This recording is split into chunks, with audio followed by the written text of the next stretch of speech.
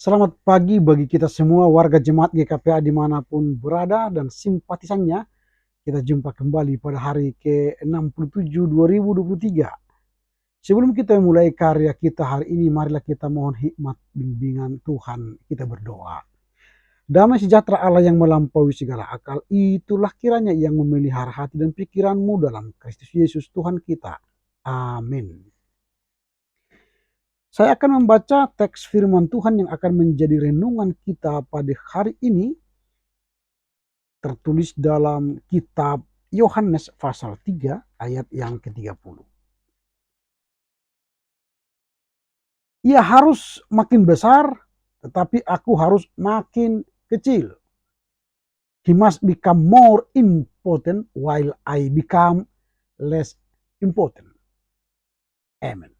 Yang berbahagialah mereka yang mendengar serta memelihara kebenaran firman Tuhan. Tema renungan kita hari ini ialah Yesus makin besar, tetapi Yohanes makin kecil. Yesus makin besar, artinya populer, dan Yohanes makin kecil, tidak populer. Nah, hari ini mengisahkan kesaksian Yohanes Pembaptis tentang Yesus.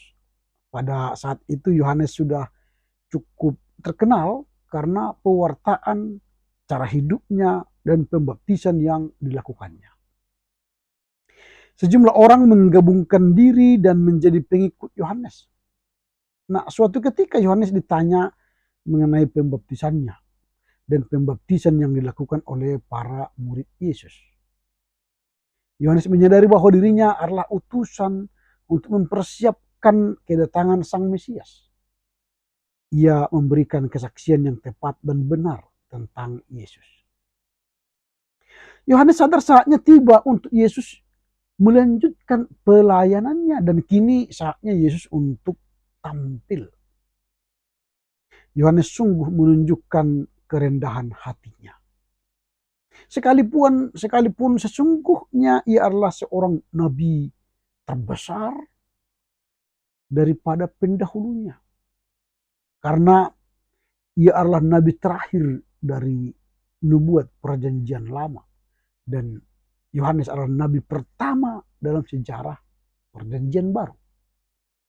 Dan Yesus pun memberi kesaksian tentang Yohanes, bahwa Yohanes adalah anak manusia yang terbesar di antara yang pernah dilahirkan perempuan di dunia ini.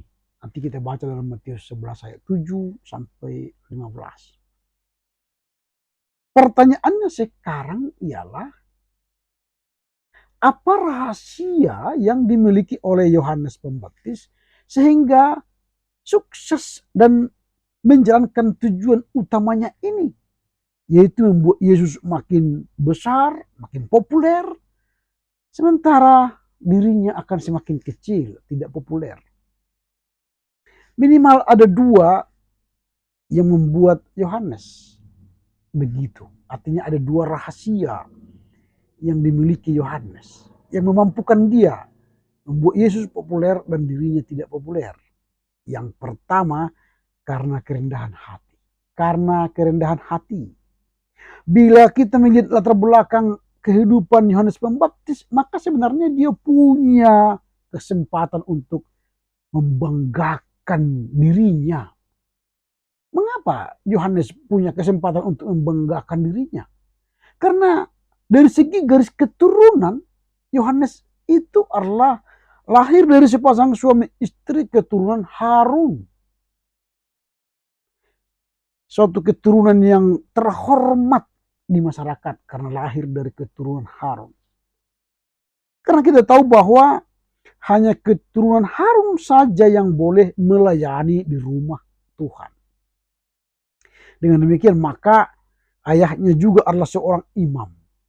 Di mana hal ini berarti secara otomatis Yohanes Pembaptis berhak atas jabatan imam yang terhormat itu beserta dengan segala hak istimewa yang didapatkan. Sementara jika kita bandingkan dengan Yesus, Yesus adalah anak seorang tukang kayu yang miskin yang berasal dari keturunan Daud, tapi dia hanya keluarga sederhana. Ayahnya Yusuf tukang kayu, bukan pengusaha kayu. yang lahir dari keluarga sederhana. Apalagi Yesus itu berasal dari keluarga miskin. Dan kelahirannya pun dengan cara yang sangat hina dibandingkan dengan kelahiran Yohanes.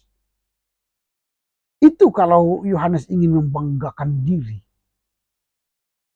Selain dari faktor garis keturunan, Yohanes juga membanggakan dirinya dari soal keahliannya berkhotbah.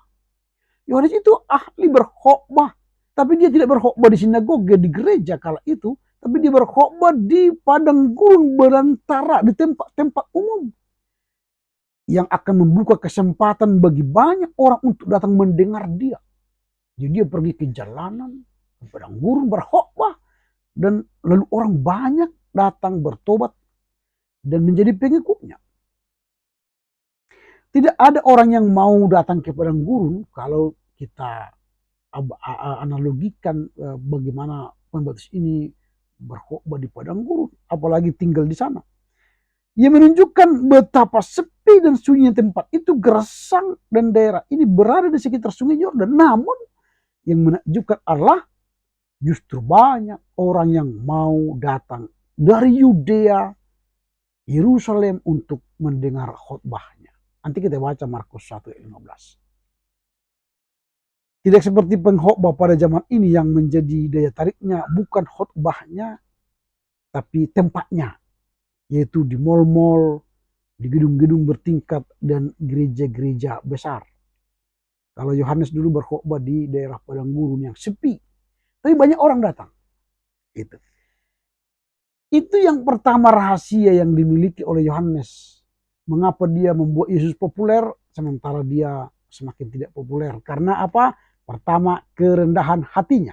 Yang kedua, karena apa? Karena jiwa pengorbanan Yohanes. Karena yang kedua, jiwa pengorbanan Yohanes. Apa yang dikorbankan oleh Yohanes? Yang dikorbankan oleh Pembaptis adalah segala-galanya dalam dirinya. Menjadi semakin tidak populer atau semakin kecil, membuat orang lain semakin besar adalah merupakan suatu pengorbanan. Siapa sih yang suka menjadikan orang menjadi populer sementara kita menjadi tidak populer? Itu sesuatu yang mustahil. Tetapi Yohanes mau berkorban, biarlah Yesus itu semakin besar, semakin populer, dan saya semakin kecil, tidak populer. Pelayanan yang dilakukan oleh Yohanes Pembaptis itu adalah segala-galanya baginya. Makanya Yohanes itu melayani full time, full heart, bukan part time, bukan mengisi waktu, tapi dia melayani, menyerahkan dirinya untuk melayani.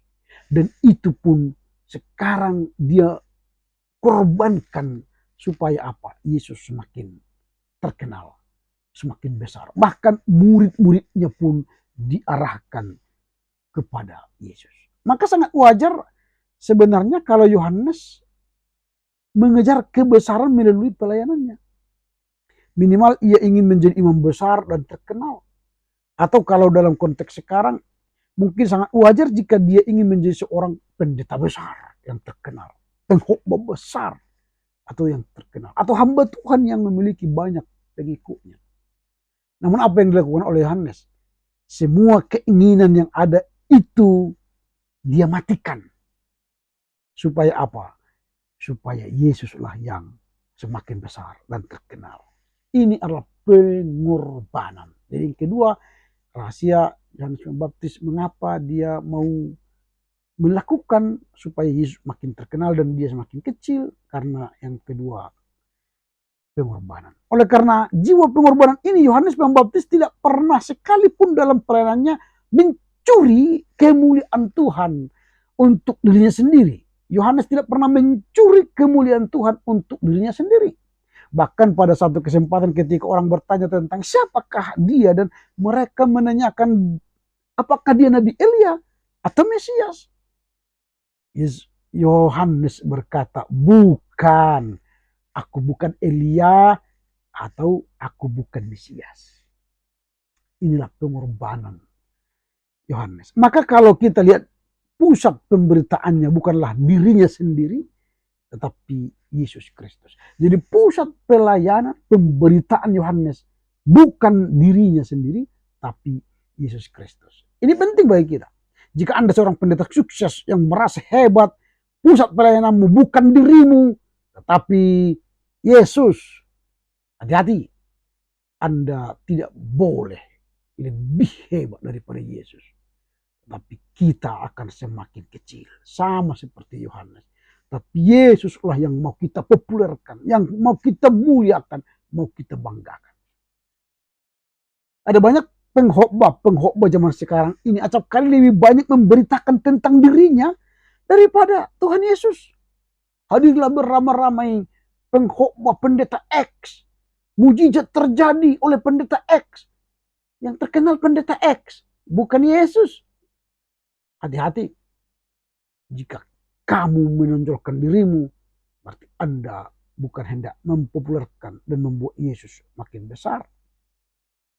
Oleh karena itu ketika murid-muridnya datang kepadanya memberitakan bahwa banyak orang yang mengikuti Yesus, Yohanes tidak merasa tersaingi. Tidak merasa tersaingi. Justru pada saat itulah ia merasakan sukses. Berarti Yesus sudah semakin besar. Dia semakin kecil. Ini yang harusnya kita sadari. Sehingga Yohanes berkata, itulah sukacitaku. Dan sekarang sukacitaku itu penuh. Karena apa? Yesus sudah besar, terpopuler, dan saya semakin kecil. Karena itu, sebagai pengikut Yesus, kita harus menyadari bahwa kita harus mempopulerkan nama Yesus daripada diri kita sendiri. Amin. Kita berdoa. Segala puji syukur bagimu Bapa karena Engkau mengajar melalui firman-Mu hari ini, meneladani Yohanes Pembaptis. Sejatinya dia punya kesempatan untuk membesarkan, mempopulerkan dirinya, tetapi dia tidak menggunakan kesempatan itu untuk membesarkan dirinya, tetapi dia membesarkan Tuhan Yesus, mempopulerkan nama Yesus, memuliakan nama Yesus, dan namanya semakin tidak terkenal, semakin kecil. Ajar kami untuk melihat kemuliaan Tuhan dalam setiap pelayanan kami, bukan melihat kemuliaan kami. Ajar kami untuk tidak mempopulerkan diri kami dalam pelayanan kami, tapi mempopulerkan Yesus. Sehingga hanya nama Yesuslah yang dimuliakan di atas segala bangsa. Terpujilah Engkau Bapa, demi Kristus Yesus. Amin.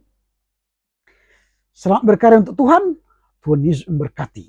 Horas, horas, horas.